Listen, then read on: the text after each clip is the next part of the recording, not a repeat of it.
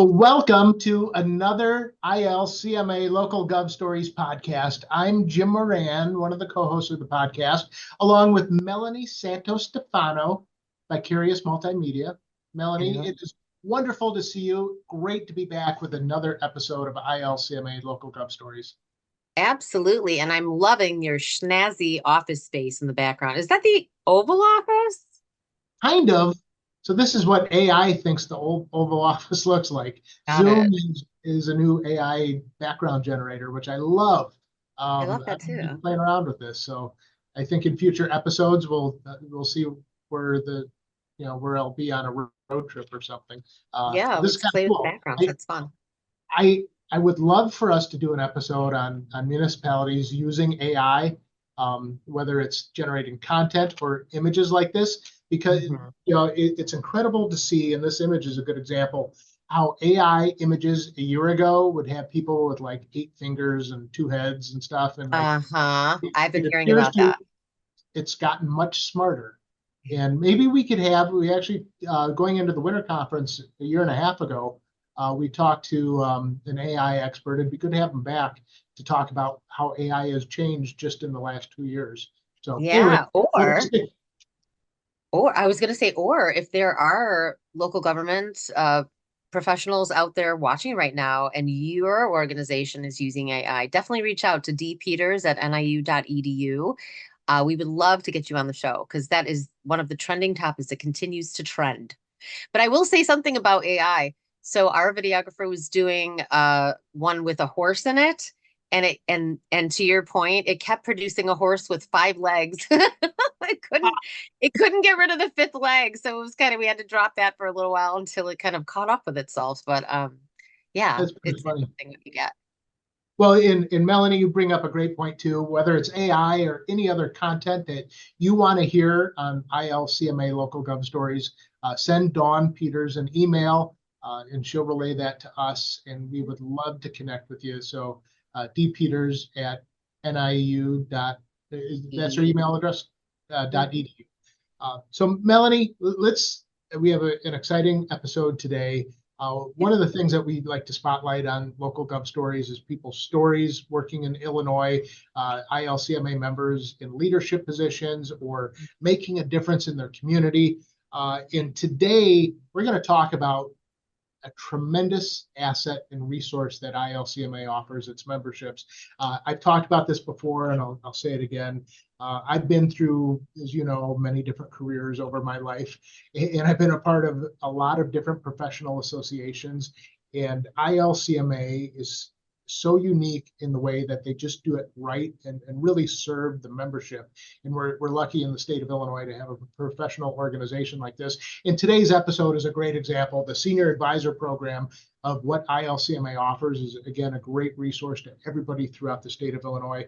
So, Melanie, I'll kind of let you get into the interview, but you had a chance talk with ILCMA Senior Advisor John Phillips. I had a chance to meet him at the summer conference a few months ago. Great guy. And also Darin DeHaan, the city manager of the city of Oregon. So we get to venture outside of the metropolitan Chicago area and hear a good ILCMA local gov story from a city manager using ILCMA senior advisors. Yeah, it's always good to hear too from our central and southern Illinois counterparts. Uh, so if you're out there and you're a manager or assistant or a management analyst or another individual working in local government and have a story to tell, whether it's how you got into the profession or how you've moved up, what you've learned, interesting case studies.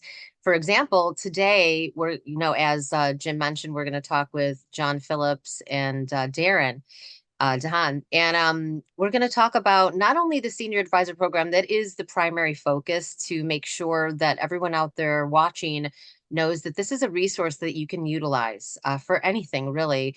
Running my own business, sometimes I feel like I'm in a bit of a silo and kind of need to work my problems out by myself. And same with a manager or, an assistant man, anyone that's handling a project per se. So this is a confidential opportunity for you to ask questions and seek good advice from individuals who have been in this business or this industry, rather, profession for they're retired now, so they have a long career to draw from. So we're going to hear about how the city of Oregon transitioned from a commissioner form of government to a council manager form of government, which is not a light lift, right? That's a whole change in governance. So we're going to hear more from John and Darin in the interview to follow about how that happened and how John helped to really be an initial catalyst to moving that along successfully. So we'll let the interview tell the rest of the story. Well, great. Well, Melanie, before we get to the interview, just want to remind everyone, visit ilcma.org is your home online for everything ILCMA related, including more information on the Senior Advisor Program, plus the events calendar. Looking forward, ILCMA has their Legacy Project luncheon coming on October 2nd. So more information is available on the ILCMA website for their Legacy Project. Coming up on October 2nd, they're going to have Alex Lopez, the Assistant City Manager for the City of San Antonio. She's going to share her career journey and how she's navigated the challenges of being a woman in local government. This is great stuff. The Legacy Project, the next meeting, October 2nd. And also want to give a shout out to our friends at IAMA. Cool event coming up. I believe this is the first Sunrise Social is October 4th. And you can find links to IAMA also on the ilcma.org website, in addition to the job postings and other news relevant to our organization. And I love that IAMA is, I know they've had their evening events, but it's really nice now they're having a morning just kind of meet and greet, nothing really structured, just come and have some coffee and conversation. So I love how they're really branching out to make connections. Good job, IAMA. Well, Melanie, why don't we get into your interview? I'll let you kind of lead into things here. Melanie with John and Darin talking about the Senior Advisors Program. Yeah, I think we should just go to the interview. It'll just tell the rest of the story. So here we go. Hello, everyone. Thanks so much for joining us for the ILCMA Local Gov Stories podcast. Today, I'm really excited to have two gentlemen with me who are going to help to tell the story of the support that is available to all local government professionals in Illinois through ILCMA. And we're actually going to talk about a scenario, a situation, an issue in the city of Oregon where the Senior Advisor Program absolutely helped to get the city where they wanted to go.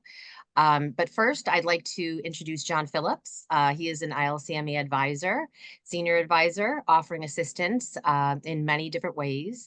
And Darin DeHaan, he is the city manager of the city of Oregon. So thank you both for being here today. Glad to be here. Thank you. Thanks.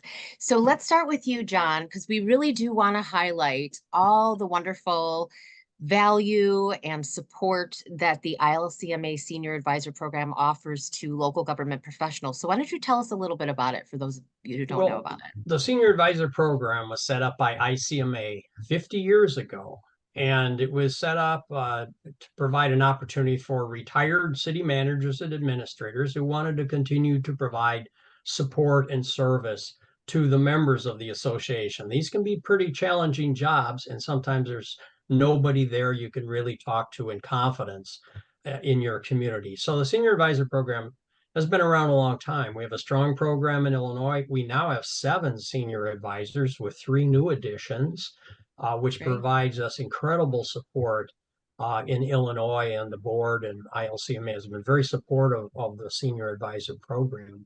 And what there are 2 really areas of service that we provide. One is support to members. That's a primary effort. It could be a personnel issue. It could be an ethics question. It could be a manager in transition. Provide counseling and confidential assistance to them during that difficult time. We provide a training session for new administrators in Illinois. So that's the kind of service that we provide to our members. And then in addition to that, we also support in any way we can professional local government, whether it be a city, whether it be a county. And so sometimes they're called upon. In fact, right now I'm working with a county in Illinois that wants to know the process for recruiting a professional. So talking to them about the process the advantages perhaps of a search firm, or are they going to do it internally? You know, issues like that come up. So we do that. Sometimes it's establishing the position of administrator for the first time with a municipality. I've done quite a bit of that kind of work. And then also, sometimes we get into this issue of changing the form of government. And I've had a little bit of experience with that with Dixon, Illinois, Freeport, Illinois, and Oregon, Illinois. And then sometimes that's providing information to a community, a bunch of citizens or elected officials about the different forms of government, municipal government in Illinois. Well, what an amazing resource to offer to the members of ILCMA to really have someone who's been there and done that to help guide them along in different situations. Obviously, today we're going to talk about a change in the form of government, but also too, a new manager coming in. That's kind of the Wild West, right? You've never done it before. You've got to be leading a city strategically and with leadership and strength. So that's wonderful that local government professionals have you and the other advisors to lean on. So let's get into talking a little bit about City of Oregon. So Darin, tell us a little bit about kind of the lead up to this, and then we'll talk about how John came into it. So can you start there? Yeah, I'm kind of in a unique situation. I've been with the City of Oregon for 28 years, so I kind of got to see the whole process. So I would say probably about a decade ago, there started to be some communication with the city officials at that time. Our current mayor, Ken Williams, was the finance commissioner during that period of time, and they started talking about needing this position of leadership in the city. You know, he's very fond of saying, in a small community, the city council is well-meaning volunteers. And what he means by that is a lot of them have their, full-time jobs, stay-at-home moms, busy lives, those types of things. So he saw, and other leadership individuals in the community saw that this was a necessity to have somebody kind of to lead things on a day-to-day basis. So very early on, he just started to have conversations, and that just started to build momentum over probably about a 10-year period here. Got it. And so at that time, you were a commissioner form of government, looking to potentially go to a council manager form of government. Yeah, and I think the first step was to look at, how to kind of start that process. So I was the police chief from 2005 up until 2020. And then really the momentum started taking a look at the first step in a transition would be to create a city administrator position. So under the council form of government, you could create this position by ordinance. And then certainly utilizing John, his expertise, association, we started to get some more information to start building how that looks and get that in place. So that was step number one. Got it. And then just on a side note, before we go over to John, so you were one of those people that came into a brand new position, had to put kind of your fingerprints on it and figure out how it's going to run because it never had been that. There had never been that role prior to you coming into it. So I see that as an opportunity and as a big challenge, right?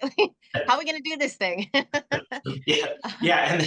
And on top of that, we made this transition right at the beginning of COVID. So throw that in there. Hey, here's this new position. We don't really know what it is, but go invent it. So, my job first day, and I laugh about it after wearing a uniform for 25 years, it was like, okay, what does a city administrator wear? I needed to get over that. And then two, what does a city administrator do? So again, having good conversations with other city managers, city administrators, and John was a fantastic resource for me, not only talking about the position, but also talking about the challenges in this kind of change in form of government. And a big part of that is making sure that your council or my commissioners at the time would allow me the authority to make those day-to-day decisions, right? And so under city administrator, our department heads were kind of working under two bosses, but I had a great group of individuals that really saw that this was a positive move forward, and they supported that and gave me the authority to do the day-to-day. Yeah, that sounds like a great setup because as we all know, change can be hard and people can actually repel against change. So that's amazing. That's awesome that you had the support around you that you did. So now, John, tell us where you came into the picture on this. Well, it was a few years ago, before the council manager issue ended up on the ballot. I received a call from Darin's mayor and talking about the position of administrator. I think what happens in some of these communities, they see other communities that have an administrator and they see, wow, things are getting done, they're kind of moving things forward. And maybe we ought to explore, investigate that a little bit. So I had a nice conversation with him about the benefits of having a professional administrator in the community. And I think he was well on the path of moving forward with this when we had that conversation, because he mentioned Darin at that phone call. And so I kind of thought he had Darin in mind for this position of administrator, and that's how it turned out. And so they had the administrator position for a while. And then the next contact I had was from a citizens group who wanted me to come talk to them. And it was a combination of citizens. And also, I think there was one commissioner that was in that group. And we had a really nice informal conversation about the different forms of government under Illinois law, the commission, the mayor council, the council manager form, and talked about how they all work and some of the advantages, in my opinion, of the council manager form of government. It's a better opportunity to separate the policymakers who are the elected officials from your hired experts to help execute their policies. And with the commission form, as they were already acknowledging and recognizing, that doesn't make a lot of sense in terms of having elected people running the public works department. So it was a good conversation. They went ahead on their own, and Darin can tell you more details about that process. I didn't come back in again until before the vote on the referendum, and then met with a citizens group again and the elected officials about it and answered questions. And it was one of those cases where the community initiated it, was very supportive, and it was a success story. Yeah. Well, that's a huge opportunity to actually have the citizens come up and support something like this. That isn't always the case. In our work, we have lots of citizens against what the municipality is trying to do. So it's nice that you had citizens recognizing that this was an important change for their community. So definitely a benefit you had going in, which is awfully nice. So Darin, tell us a little bit about, going to referendum for those that maybe are interested in doing that or interested just to learn about that. So talk through that a little bit.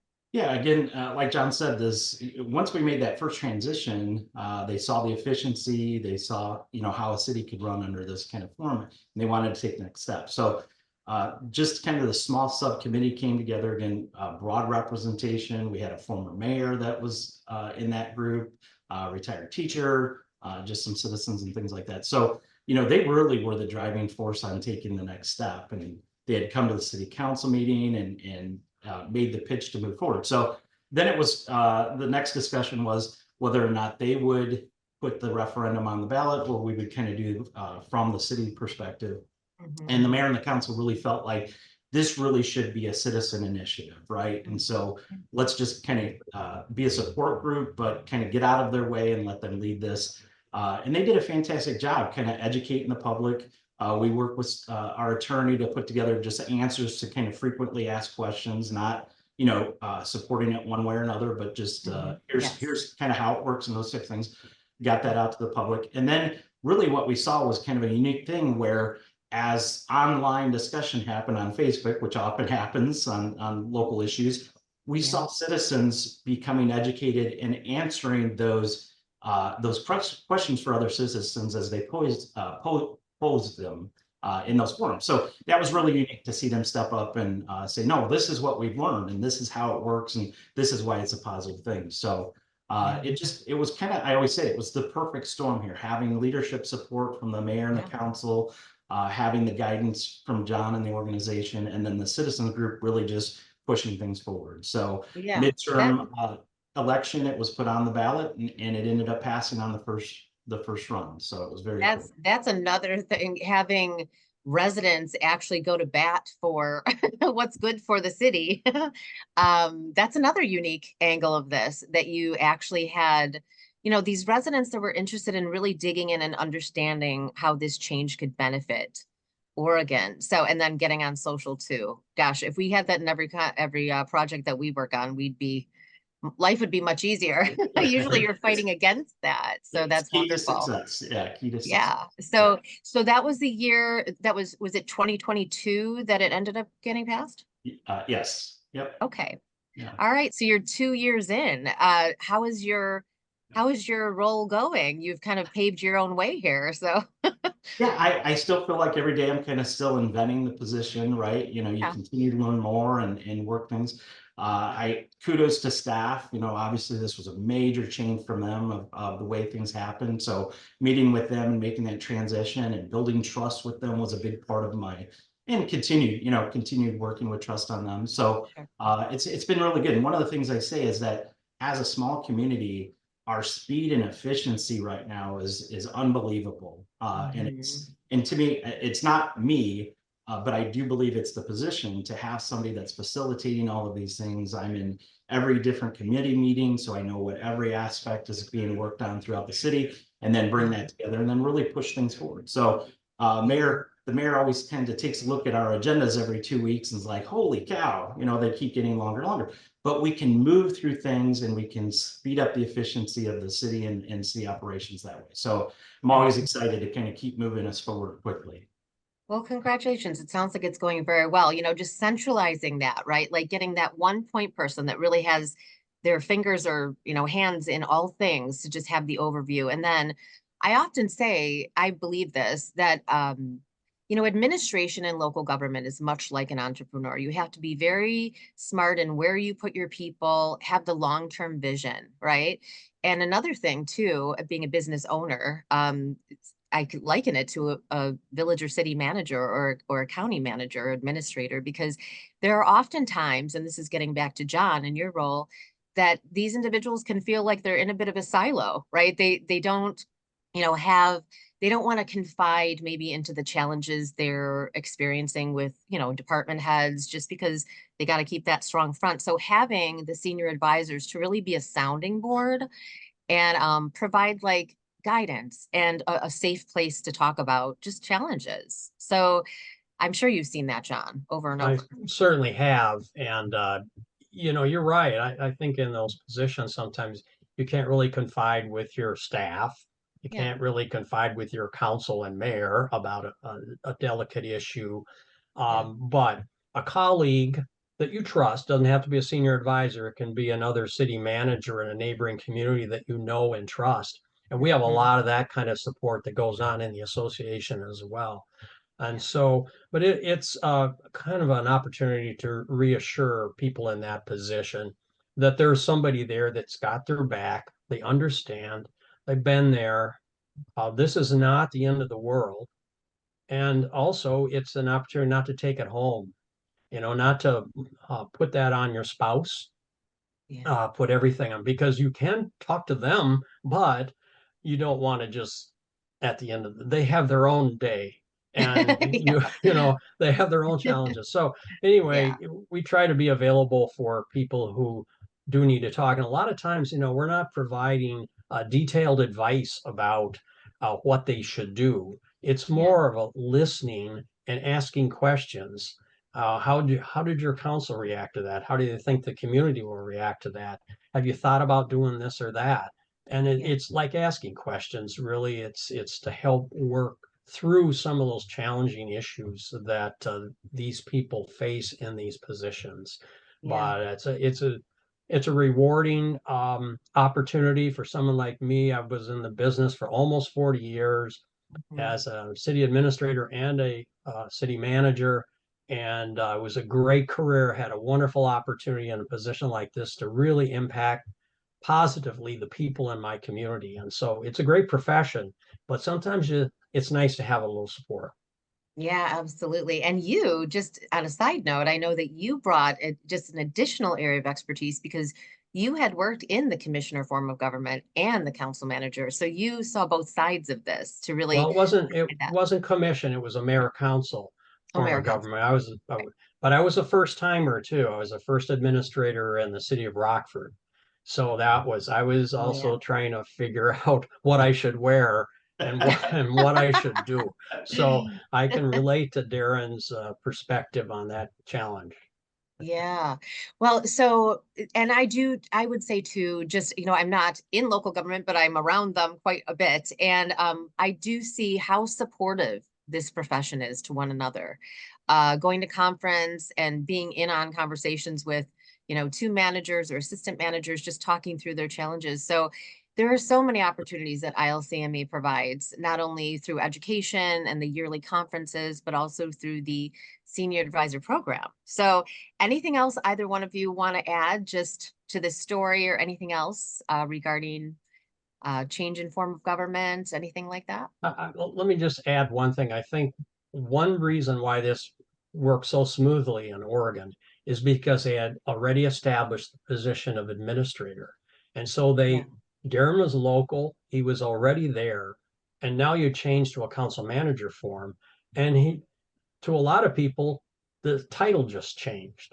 But there wasn't a whole lot of dramatic change and impact, except it institutionalizes that position because a referendum's been passed, and this is the way it's going to be unless another referendum passes in the future. It's not just a council vote to change the role of the administrator. So that made it easy. A lot of communities, they're concerned about the money. They don't have any professional administrating to go to a council manager. Oh, how much is this going to cost us? Well, in this case, it really didn't cost you anything more. And now you've got long-term professional local government, and what a benefit for Oregon and their citizens. Absolutely. That's a beautiful story. Anything else you wanted to add, Darin? No, I would just say I encourage everybody to utilize the resources that are there with the senior advisors. It's amazing resource and support. And then if anybody has any questions on how we kind of were successful in our transition to the new form of government, just reach out to me. We love sharing the story, and we'd love to encourage other communities to take that path as well. So. Wonderful. So if anyone out there watching, local government professionals, if you're interested in learning more about the Senior Advisor Program, it's on the ILCMA.org website. Just click on Program Services, and it's right in the drop down. And you can get a hold of John or the other 6 individuals who are experienced professionals and are giving back to the profession in such a wonderful way, in a supportive way. So thank you both for joining us today. And thank you. We'll see you all next time on the ILCMA Local Gov podcast. Thank you very much. Melanie, as always, outstanding interview. That was phenomenal. The content was great. John and Darin, I appreciate you coming on the podcast with us today. What a great example of residents coming together and helping make change possible in a community. That doesn't happen a lot. And John's involvement with this, what a testimony and great example to the value of not only an ILCMA membership, but the ILCMA Senior Advisor Program. How cool is Absolutely. This? Absolutely. It was nice, as we mentioned in the interview, that they really did have, that circle of buy-in, not only the residents who actually took it to referendum, but even the commissioners wanted it, the mayor wanted it, and then Darin was there as the manager, ready to start the new role. He actually, came in as brand new, was the police chief, and then came in as the manager. So they did have the perfect storm. Not always the case, we know, but it is a great example of how the Senior Advisor Program is just so valuable to members. So if you are interested, you will just go to ilcma.org and go under Programs and Services, and you'll see a tab that says Senior Advisor Program if you're interested in contacting one, if you have any needs at all. So definitely seek that out if you need it. That was a great case study. I would love to actually pick your brain real quick on a different type of case study, something you've been working on. As you know, I've been working on my master's through NIU, and give a quick plug to the MPA program at NIU. It's phenomenal. It's legendary, in our industry. The NIU MPA program is nationally ranked and renowned, and locally, it's something like 80% of administrators and assistants are graduates of the NIU NPA program, and since I've been a part of it the last 2 years, it's really fun because it deals with the topic that we really enjoy. So this semester I'm in a data analysis class, which 5 years ago would have scared me. But the class it's actually kind of fun because it's Is talking it? about data collection and data use in local government and using it internally and externally and that sort of thing. But the third part of that, where you have collecting data, using data, and then communicating data, and that's the key. And that's where the magic happens, because it's that communication turns into buy-in from a community and Yes. buy-in from not only residents, but internal stakeholders or your village board. If you have a staff are doing something and your village board doesn't quite understand it, they don't have the support as if you communicate better with them or other stakeholders. And Melanie, I know you've been working with Peatone on their whole downtown construction project, which Yeah. is a good thing. They're reconstructing downtown, new streets and sidewalks and all that. But in Yeah. the meantime, it's a headache, right? It's tough to get around and navigate, and that's where people complain or get upset. But you've been staying on top of that. Give us an update on that. I know we've talked about it before, but Yeah, no, it's a bit of a war zone, I would say. It looks a bit like a war zone where it's literally just surrounding all these small little mom and pop businesses. It's a very small little town. And so one of the things, to your point, the data, why this had to be done, there's everyone is replacing the lead service lines right now, or working to do that, right? So that was one of the secondary priorities as they open up the ground, right? But helping residents to understand why it was necessary. This is a very old town. The infrastructure is all outdated. The roads needed it. The sidewalks needed it. So just making sure that everyone understands the reasons behind, but also what we've done too is making sure that, I like to say, you want to make sure that you're bringing everybody along for the ride, not making them feel like they missed the boat, right? Like they find out about it later, right? Just because, we got busy and we forgot to put that out. So we are doing very consistent communications on social media. We do a weekly e-newsletter that on Mondays that recaps the previous week of work to let people know what was accomplished and let them know what's planned for the week ahead, and always use the weather permitting, because you never know about the weather. But what that has done, it's really created a lot more buy-in, because we let people know like what they're going to look for if they're going to have, a road blocked off because the sidewalks are being done or the concrete's being laid. So there's been a lot of appreciation.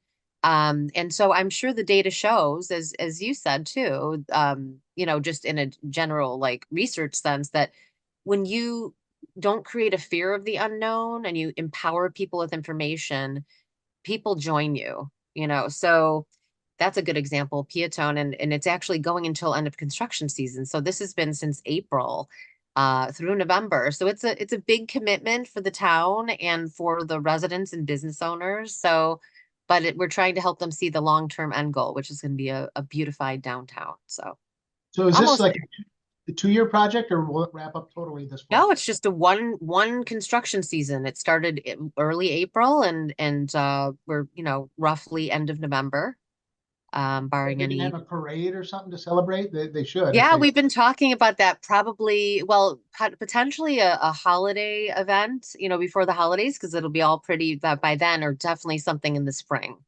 So yeah, we're kind of in the middle of talking about that right now. So we'll stay Awesome. tuned on that.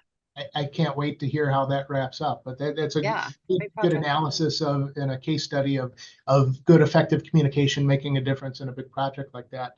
Also, great job today with John and Darin. What a great case study and a great example of, again, the value of ILCMA and, more importantly, the Senior Advisor Program. This is a great program that we have. Yeah, really, to have that person to lean on, that confidential ear, someone who knows, they've been there, done that, is just really great. So definitely, if you're interested, you know where the website is, just in case, ilcma.org, and click down to services, programs and services, and you can find senior advisor information there. So Excellent. Well, Melanie, I think this wraps up another ILCMA Local Gov Stories podcast. yes, thank you all for joining us.